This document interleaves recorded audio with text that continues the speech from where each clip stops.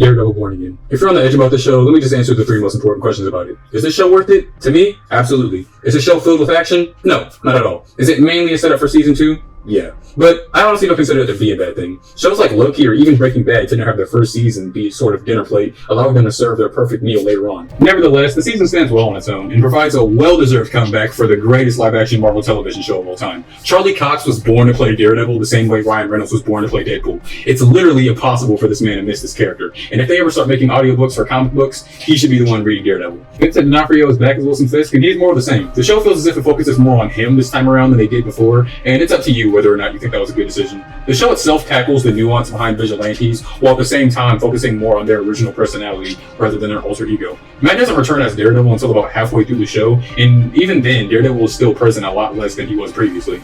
This was a ballsy move that I actually respect. The original comic book focuses more on Matt Murdock's personal and emotional struggles after his secret identity is revealed, and it's clear that the show wanted to follow a similar blueprint while not exactly copying the comic book. This formula provides a strong, fresh take on MCU Daredevil, making the episodes less predictable. Matt's return as Daredevil is well done. It may have been a little bit longer than it needs to be, but it's the same feeling I felt when Sam Raimi's Spider-Man returned as the hero in Spider-Man 2. Matt also gets a new love interest in the show, and I really liked her. The romance adds weight without feeling forced, and it contributes to Matt's arc in a meaningful way. The season is very tonally consistent, incorporating a mix of noir and gritty street-level vibes. It's perfectly carried over from the original show, while still feeling unique in its own right. Each episode ends on a hook that I can't help but applaud. It's basically what 1940 movie serials were trying to be. Every ending made me want to binge the next one, which sucks with the stupid-ass week-to-week bullshit streaming services are doing, but that's a topic for another day.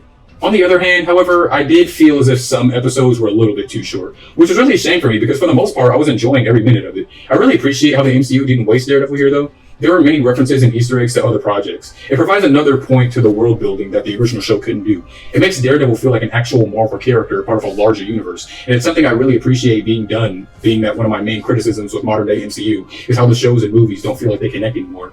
On the negative side of the show, the most glaring issue to me is episode 5. It didn't feel like it contributed to the show in any way, it felt more like filler. I may just not be seeing its importance, but to me, this episode could have been cut out and it changes basically nothing about the show. The fight scenes could have had a bit more punch to them, but it's nothing bad at all. It's a little disappointing to not get another one-take Daredevil versus 10 henchmen fight, but they're obviously setting up something like that for season 2, and I would not be surprised if it ended up being as good as both hallway fights from season 1 and 2 of the original Daredevil TV show.